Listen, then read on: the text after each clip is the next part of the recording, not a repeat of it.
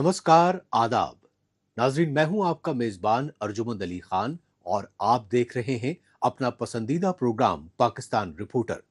नाजरीन, पाकिस्तान की ताज़ा तरीन खबरों पर तफसीली रिपोर्ट्स का आगाज करने से पहले आइए डालते हैं एक नजर पाकिस्तान रिपोर्टर के आज के शुमारे की सुर्खियों पर। जबरी मजहब तब्दीली की शिकार ईसाई बच्ची की रिहाई के लिए आईनी कोर्ट से गुहार। लापता बलूचों की बाजियाबी के लिए कोयटा में मुतासरा खानदानों की चीखो पुकार। और पश्तून लीडर मोहसिन दावड़ ने दहशत गर्दी को बताया पाकिस्तानी फौज की पैदावार।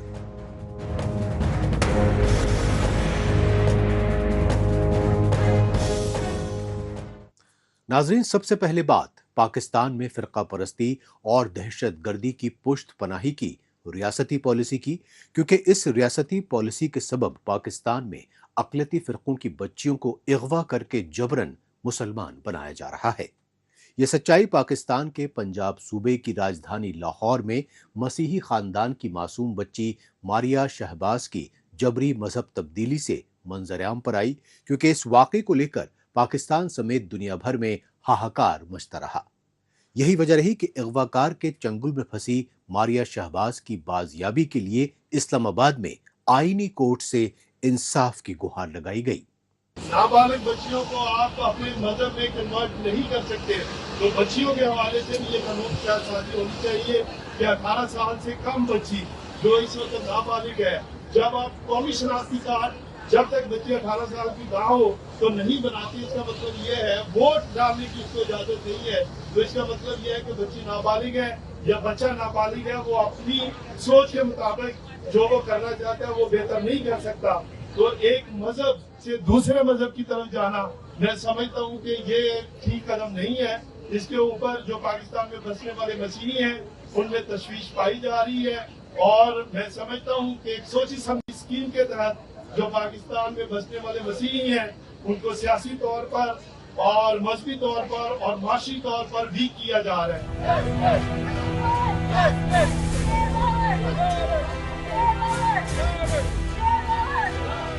पाकिस्तान में अक़लियती ईसाई फिरके की बच्चियों की अगवा बराए जिनसी ज़्यादती के जरिए जबरन मजहब तब्दीली के बढ़ते वाक़यात के खिलाफ ओवरसीज पाकिस्तानी ईसाइयों की जानिब से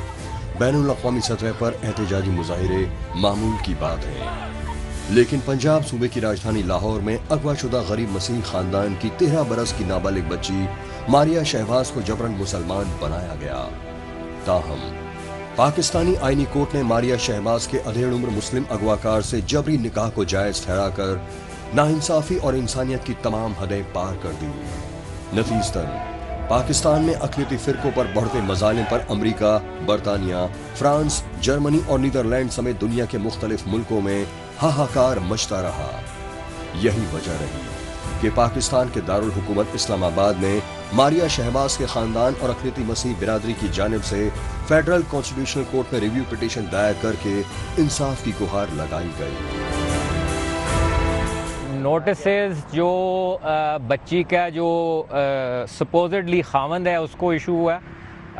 अटॉर्नी जनरल को भी इशू हुआ है नोटिस। उन्होंने कोर्ट ने कहा है अटॉर्नी जनरल पर्सनली आके हमें असिस्ट करेंगे on the implications of the latest judgement of the federal शरीयत कोर्ट और जो कॉन्स्टिट्यूशनल एंड फंडामेंटल राइट्स के इश्यूज इन्वॉल्व हैं इस केस के अंदर। तो ये बहुत अहम है, क्योंकि अगर कोर्ट सेंसिटिव ना होती इस इशू पे तो वो कभी भी अटॉर्नी जनरल को उन्होंने नोटिस इशू नहीं करना था। और मुझे बहुत खुशी है कि उन्होंने नोटिस इशू किया है, because it is a issue of fundamental rights also. Pakistan की राजधानी इस्लामाबाद में फेडरल कॉन्स्टिट्यूशनल कोर्ट में मारिया शहबाज केस पर नजरसानी की समाअत के दौरान अक़लियती मसीह बिरादरी के साथ यकजहती के इजहार के लिए इंसानी हुकूक इदारों के कई जाने माने पैरोकार भी मौजूद रहे। इस मौके पर इंसानी हुकूक की सीनियर रहनुमा ताहिरा अब्दुल्ला ने पाकिस्तान में ईसाई समेत तमाम अक़लियती फिरकों पर बढ़ते जुल्म सितम पर गहरी तशवीश जाहिर की। इस्लामी जमहूरिया पाकिस्तान में क्रिश्चियंस क्यों रह रहे हैं और पनप रहे हैं, और खुशी से और हिफाजत के साथ उनको नहीं रहना चाहिए, तहफ़्फ़ुज़ नहीं मिलना चाहिए। इसी तरह हिंदूस, इसी तरह सिख, इसी तरह पारसी, बहाई, कलाश, मुख्तलिफ जो मज़ाहिब हैं ان کو یہ بات بالکل بھی گوارا نہیں ہے کہ اسلامی جمہوریہ پاکستان کے اندر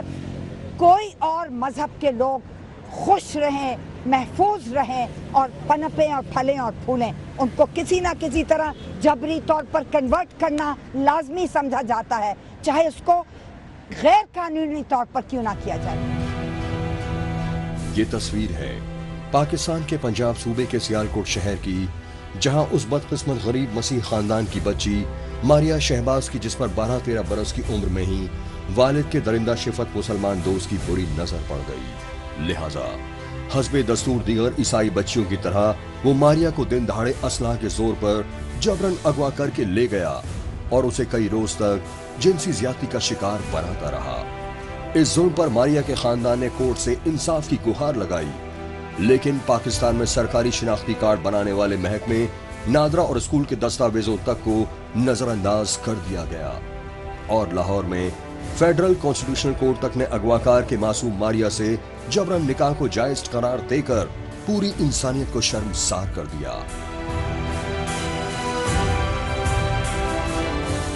والدین کو جب پتہ لگتا ہے تو والدین ہیبیس پٹیشن انڈر سیکشن 491 CRPC جو ہے سیشن کورٹ میں فائل کرتے ہیں. بہرحال وہ لڑکی کو بلا لیا جاتا ہے، خاوند کو بلا لیا جاتا ہے، اور تمام آرگومنٹس کے بعد جناب سیشن جج یہی بات کرتا ہے کہ جناب بچی اپنی آزادانہ مرضی سے گئی تھی، اس نے بیان بھی دے دیا ہے، اس نے شادی بھی کر لی ہے اور وہ ہسبینڈ کے ساتھ رہ سکتی ہے. جب اس کو چیلنج کرتا ہے ان کے والدین ہائی کورٹ میں ریٹ پٹیشن کی صورت میں، تو آپ یوں کہہ لیں کہ سیم جو ججمنٹ ہے اسی کو اپ ہولڈ کرتی ہائی کورٹ. اس فیصلے کو ازیل کرتے ہیں ماں باپ فیڈرل کانسٹیٹیوشنل کورٹ میں، اور مور اور لیس آپ یوں کہہ لیں کہ فیڈرل کانسٹیٹیوشنل کورٹ بھی جو ہے یہ فیصلے دیتی ہے کہ لڑکی کی عمر کے بارے میں بات کرنا کہ جناب اس کی ملتی نہیں ہے، جو کورٹ میں ہے جو بیان دیا 13 سال کا، اب جبکہ ڈاکومنٹس میں 12 سال 10 ماہ ہے، تو یہ سب چیزیں کوئی معنی نہیں رکھتی. سب سے بڑا امپورٹنٹ فیکٹر یہ ہے کہ کیا 13 سال کی بچی وہ آزادانہ رائے بلڈ کر سکتی ہے؟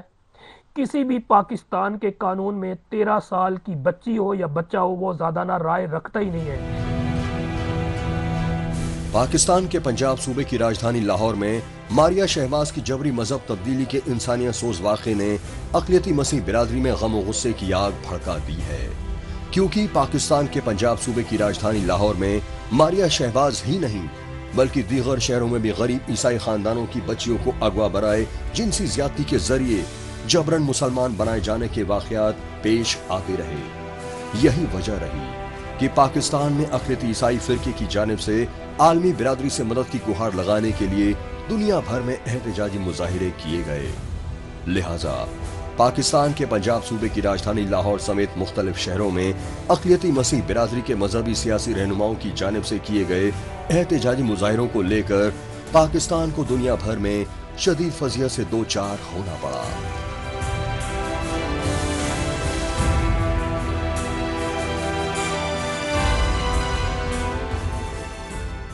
ناظرین، اب رخ کرتے ہیں بلوچستان کی راجدھانی کوئٹہ کا اور جائزہ لیتے ہیں پاکستانی فوج اور خفیہ ایجنسیوں کی بڑھتی ریاستی دہشت گردی سے اجیرن خاندانوں میں غم و غصے کی لہر کا. اسی رنج و غم کے پیش نظر لاپتہ بلوچوں کے خاندانوں اور انسانی حقوق اداروں کی جانب سے پاکستانی مظالم کے خلاف کوئٹہ پریس کلب پر احتجاجی مظاہرے کیے گئے.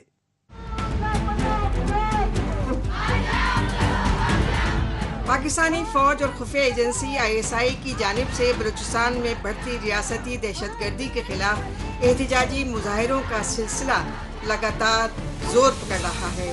اس سچائی کا زندہ و جاوید ثبوت ہے بلوچستان کی راجدھانی کوئٹہ میں احتجاجی مظاہروں کے یہ مناظر، کیونکہ کوئٹہ پریس کلب کے سامنے لاپتہ بلوچوں کے متاثرہ خاندان ہی نہیں بلکہ انسانی حقوق اور سیاسی اور سماجی اداروں کے کارکنوں نے اپنے پیاروں کی بازیابی کے لیے انصاف کی گہار لگائی. ان مظاہروں میں شامل لاپتہ بلوچوں کے خاندانوں سمیت انسانی حقوق کارکنوں نے بے گناہ بلوچوں کی بڑھتی جبرن اغواکاری اور ماورائے عدالت قتل کی پرزور مذمت کی. جو ریاست کے ملزم ہے ان کو فیک انکاؤنٹر میں قتل نہیں کیا جائے، ان کو مقابلے کا نام نہیں دیا جائے، ان کو عدالت کے ذریعے سزا دیا جائے۔ جو لاپتہ افراد اس دنیا میں نہیں ہے ان کے خاندان کو بتایا جائے کہ وہ اس دنیا میں نہیں ہے۔ ہم بار بار 2 دہائیوں سے کہہ رہے ہیں کہ جبری گمشدگیوں کا مسئلہ ملکی قوانین کے تحت حل کیا جائے، لیکن افسوس سے کہنا پڑتا ہے کہ آج تک ہر گورنمنٹ، میں یہاں پر یہ بھی کہنا چاہتا ہوں کہ ہم یہاں ہائی کورٹ سے لے کر سپریم کورٹ تک ہم گئے، جتنے بھی گورنمنٹس صوبائی سطح پر ہوئے ہیں اور جتنے بھی برسر اقتدار وفاقی سطح پر ہوئے، ہم نے انہوں نے جب ہمیں بلایا ہے ہم جا کے ان کے سامنے اپنا مدعا رکھا ہے، مسنگ پرسن کا مسئلہ رکھا ہے۔ قابل غور ہے کہ پشاور یونیورسٹی سے گریجویٹ آصف بلوچ کو پاکستانی فوج اور خفیہ ایجنسیوں کے اہلکاروں نے 12 جولائی 2026 کو کوئٹہ کے سمنگلی روڈ سے جبراً اغوا کیا، لیکن کئی روز گزر جانے کے باوجود آصف بلوچ کو نہ کسی عدالت میں پیش کیا گیا اور نہ ہی اس کے خاندان کو اس کے بارے میں کوئی جانکاری دی گئی۔ آخرکار لاپتہ آصف بلوچ کے والدین نے انسانی حقوق ادارے voice for Baloch missing persons کے چیئرمین نصر اللہ بلوچ سے رابطہ کیا تو انہوں نے آصف بلوچ کی بازیابی کے لیے کوئٹہ پریس کلب کے باہر احتجاج کی رہنمائی کرنے کا بھروسہ دلایا۔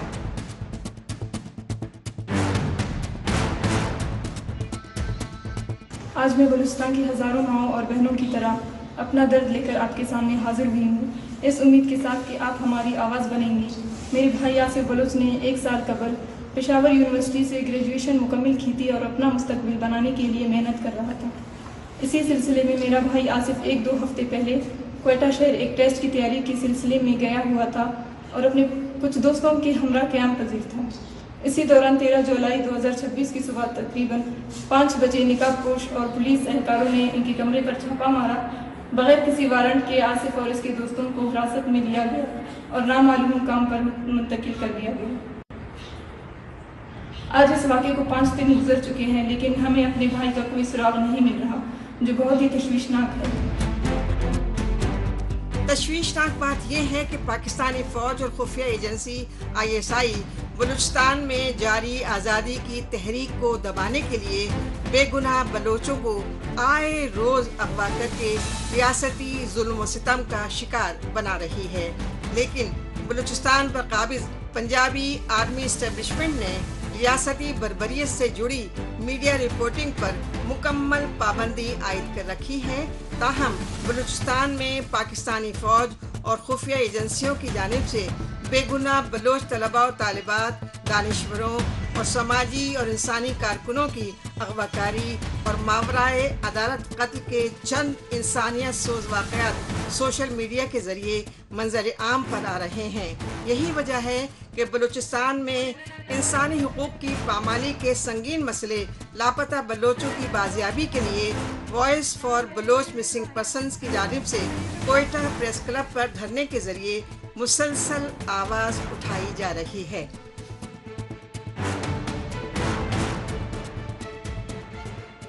ہم تمام متعلقہ اداروں سے مطالبہ کرتے ہیں کہ میرے بھائی سمیت تمام جبری طور پر لاپتہ افراد کو فوری طور پر رہا کیا جائے۔ اگر ان پر کوئی الزام ہے تو انہیں قانون کے مطابق عدالت میں پیش کیا جائے، لیکن اس غیر قانونی اور غیر انسانی طریقے سے خاندانوں کو اذیت نہ دی جائے۔ ہم بلوچستان کی صوبائی حکومت اور وزیر اعلیٰ جناب سرفراز بگٹی سے مطالبہ کرتے ہیں کہ وہ اپنے اس اعلان کو عملی جامہ پہنائے جس میں انہوں نے کہا تھا کہ 1 فروری 2026 کے بعد ریاست کی طرف سے کوئی جبری گمشدگی نہیں ہوگی۔ آصف بلوچ اور اس کے تمام دوستوں کو فوری طور پر منظر عام پر لایا جائے۔ اگر ان پر کوئی الزام ہے تو انہیں آئین اور قانون کے مطابق عدالت میں پیش کیا جائے۔ ان کے خلاف غیر قانونی حراست اور جبری گمشدگی کے عمل کو فوراً بند کیا جائے۔ لاپتہ بلوچوں کے متاثرہ خاندانوں اور انسانی حقوق پیروکاروں کا موقف ہے کہ پاکستانی فوج کی جانب سے اغوا کیے گئے بلوچوں نے کوئی جرم کیا ہے تو انہیں عدالتوں میں پیش کیا جائے اور پاکستانی آئین اور قانون کے مطابق انہیں سزا سنائی جائے، لیکن ستم ظریفی یہ ہے کہ پاکستانی فوج اور خفیہ ایجنسیوں کی جانب سے اب بے گناہ بلوچ طلبہ طالبات ہی نہیں بلکہ بلوچ خواتین اور بچوں تک کو اغوا کر کے خفیہ ٹارچر سیل میں ظلم و زیادتیوں کا شکار بنایا جا رہا ہے۔ یہ سچائی انسانی حقوق کی تنظیم پانک کی سالانہ report a year of repression Balochistan 2025 میں بھی واضح کی گئی ہے۔ پانک کی جاری کردہ سالانہ رپورٹ 2025 کے مطابق بلوچستان میں بلوچوں کی اغواکاری کے 1355 واقعات سامنے آئے، جبکہ 225 لاپتہ بلوچوں کی ویران جنگل سے مسخ شدہ لاشیں برآمد ہوئیں۔ یہی وجہ رہی کہ پاکستانی فوج اور اس کی کٹ پتلی حکومتوں کی بلوچستان میں کل اینڈ ڈمپ کی ریاستی پالیسی پر اقوام متحدہ سمیت انسانی حقوق کے عالمی اداروں سے فی الفور روک لگانے کی التجا کی گئی۔ اگر 24 گھنٹوں کے اندر ہمارے بھائی کو بازیاب نہ کیا گیا یا ان کو منظر عام پر نہیں لایا گیا اور ہمیں قانونی راستہ فراہم نہ کیا گیا تو ہم مجبوراً قومی شاہراہ کو بند کریں گے۔ ہم نہیں چاہتے کہ راستے بند ہو، لیکن ہمیں اپنے بھائی کی بازیابی کے لیے قدم اٹھانا پڑے گا۔ ہم ریاست پاکستان سے اپیل کرتے ہیں کہ قانون کی حکمرانی قائم کی جائے، زبردستی اٹھانے کا کلچر ختم کیا جائے۔ بلوچستان کے نوجوان تعلیم اور ترقی چاہتے ہیں، نفرت نہیں۔ ہمیں انصاف دیں تاکہ ہماری مائیں سکھ کا سانس لے سکیں۔ یہی وجہ ہے کہ بلوچستان کی آزادی کے لیے مسلسل جدوجہد کر رہی PLA یعنی بلوچ لبریشن آرمی سمیت دیگر ممنوعہ علیحدگی پسند بلوچ تنظیموں میں اب بلوچ خواتین بڑھ چڑھ کر شمولیت ہی نہیں کر رہی بلکہ ظالم پاکستانی فوج اور خفیہ ایجنسیوں سے انتقام لینے کے لیے خوفناک دفاعی حملے بھی کر رہے ہیں، کیونکہ بلوچستان پر جبراً قابض پاکستانی فوج اور خفیہ ایجنسیاں بلوچ نسل کشی کی سازشوں کے تحت بیشتر مردوں کو اغوا کر کے ماورائے عدالت قتل کر چکی ہوں اور خود پاکستانی مظالم برداشت کر چکی ہوں، تو ان کے پاس مزاحمت اور مرنے مارنے کے جذبے کے سوا کوئی دوسرا متبادل ہی نہیں بچتا۔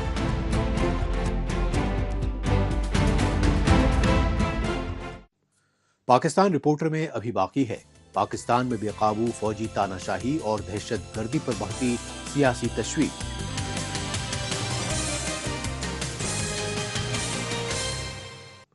لیکن ابھی وقت ہے پاکستان رپورٹر کے خصوصی سیگمنٹ تیز رفتار خبروں کا۔ آئیے ناظرین، اس سیگمنٹ میں ڈالتے ہیں ایک نظر پاکستان کی ہفتے بھر کی کچھ چنندہ خبروں پر۔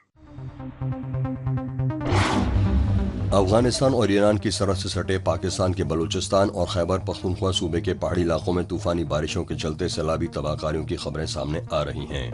متاثرہ خاندانوں نے کہا کہ عموماً ہر سال ہی بلوچستان اور خیبر پختونخوا صوبے کے دشوار گزار قبائلی علاقوں میں سیلابی تباہ کاریوں کے سبب جان و مال کو شدید نقصان پہنچتا ہے۔ تاہم پاکستانی فوج اور اس کی کٹپتلی حکومتوں کی جانب سے احتیاطی انتظامات کی مسلسل اندیکھی کی جا رہی ہے۔ نتیجتاً دونوں سرحدی صوبوں کے بیشتر قبائلی علاقوں میں بھاری بارش اور تباہ کن سیلاب کی وجہ سے فصلیں اور مال مویشی پوری طرح تباہ ہو جاتے ہیں۔ تاہم حکومت کی جانب سے سیلاب متاثرین کی باز آبادکاری کے لیے کوئی مالی امداد نہیں ملتی۔ بہرحال خیبر پختونخوا صوبے کی سوات وادی کے منگورا ضلع میں سیلاب سے جان و مال کے بھاری نقصانات کی خبریں مل رہی ہیں۔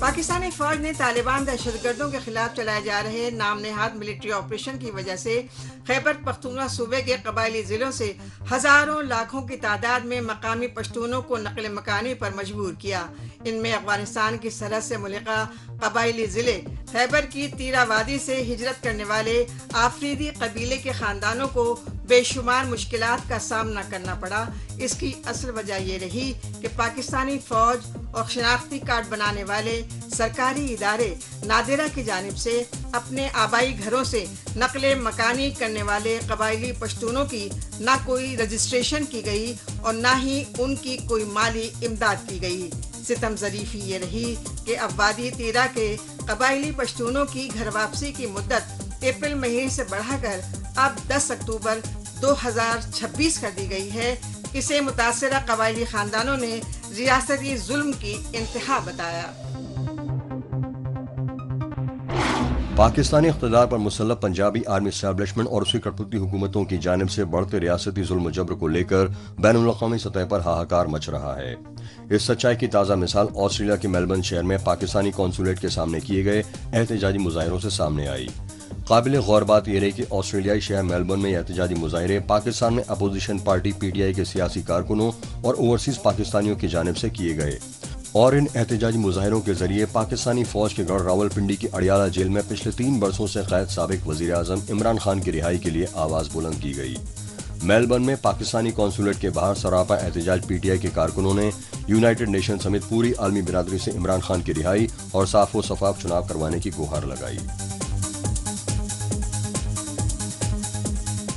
ناظرین، آخر میں بات پاکستان میں پنجابی آرمی اسٹیبلشمنٹ اور کٹپتلی پی ایم شہباز شریف کی حکومت کی بے قابو تاناشاہی کو لے کر بڑھتی تشویش کی۔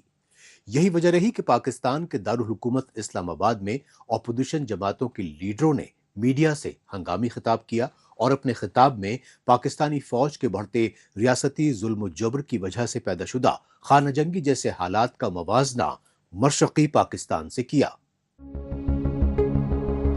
پاکستانی فوج اور کٹپتلی پی ایم شہباز شریف کی فرضی حکومت کی جانب سے بڑھتے ریاستی ظلم و ستم کو لے کر ہر طرف ہاہاکار مچ رہا ہے،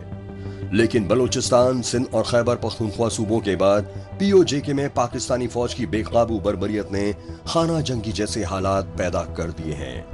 لہٰذا پی او جے کے یعنی پاکستانی مقبوضہ کشمیر کے کشمیریوں کی جانب سے وفاقی دارالحکومت اسلام آباد اور کراچی سمیت مختلف شہروں میں احتجاجی مظاہرے کیے جا رہے ہیں، اور ان مظاہروں میں پاکستان سے آزادی کے لیے گونج رہے انقلابی نعروں کو اپوزیشن جماعتوں کے لیڈروں نے بے حد خطرناک قرار دیا۔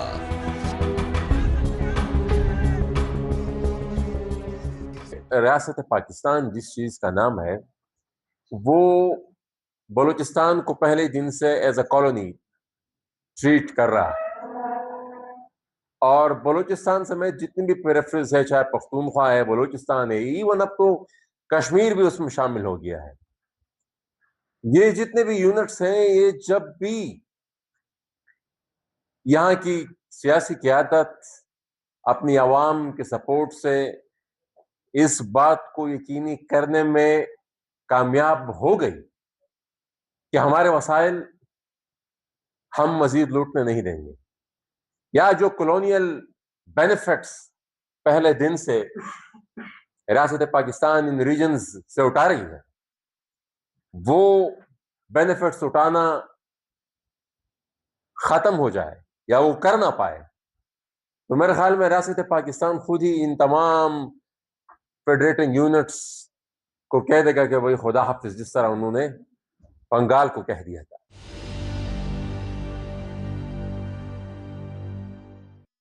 یہ ایک استعماری سوچ ہے، اور اسی استعماری سوچ کے تناظر میں وہ ان پوری جو ان علاقے ہیں ان کو وہ ٹریٹ کر رہے ہیں۔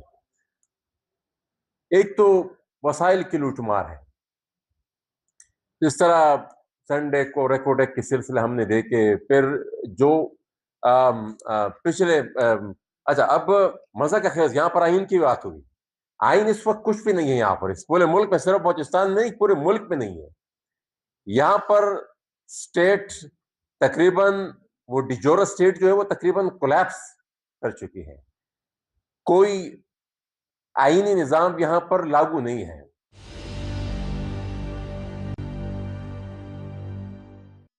یہ جو ہمارے پاکستانی اسٹیبلشمنٹ ہے، یہ پہلے دن سے جو کردار ادا کر رہی ہے، جو بھی را مٹیریل ان کو ضرورت ہوگی وہ یہاں پر سے وہ پرووائڈ کریں گے۔ کسی بھی پراکسیز کی ضرورت کسی بھی ریجن میں ہو، یہ لوگ تیار ہیں، ان پراکسیز پہ انہوں نے کام شروع کیا ہوا ہے، آلریڈی کافی مٹیریل ان کے پاس اویلیبل ہے، جس کو جس بھی سانچے میں جس وقت ڈالنے کی یہ ان کی ضرورت پڑتی ہے اس میں ان کو ڈال دیتے ہیں۔ تو یہ ہم اس میں بہت ہی کلیئر ہے، لیکن 2 سیناریوز ہو سکتے ہیں۔ ایک سیناریو تو یہ ہے جو میں بیان کر رہا ہوں، اور شاید اس حال میں موجود بھی کچھ سیاسی قائدین کا نقطہ نظر اس سے مختلف ہو۔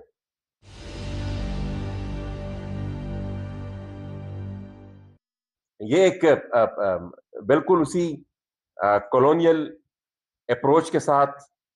یہ اس پوری ریجن کو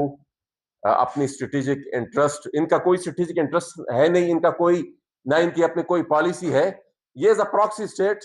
پہلے دن سے ان کی جو بھی پالیسی تھی وہ ایز اے پراکسی اسٹیٹ ہی تھی. ہاں لوکل بینیفیشریز اس میں ہیں، پاکستانی اسٹیبلشمنٹ، پاکستانی جرنیل پہلے دن سے اس کے، اور ظاہر بات ہے پھر اس سے الائنڈ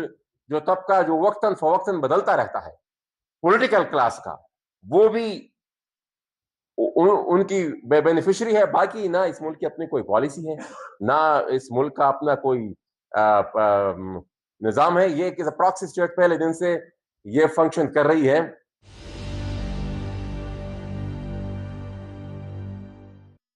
پہلے ان کو راستہ دیتے ہیں کہ بھئی آپ آ جائیں یہاں پر، جو کچھ بھی آپ کرنا چاہتے ہیں، لوٹ مار کرنا چاہتے ہیں، لوگوں کو قتل کرنا چاہیں، خودکش دھماکے کرنا چاہیں، ان کو سپیس دی جاتی ہے. پھر اس کے رد عمل میں پھر لوکل کمیٹیوں کو انکریج کیا جاتا ہے کہ بھئی آپ بنے اس کا مقابلہ کریں. پھر یہ قتل عام، پھر ظاہر بات ہے پھر ایک وار جو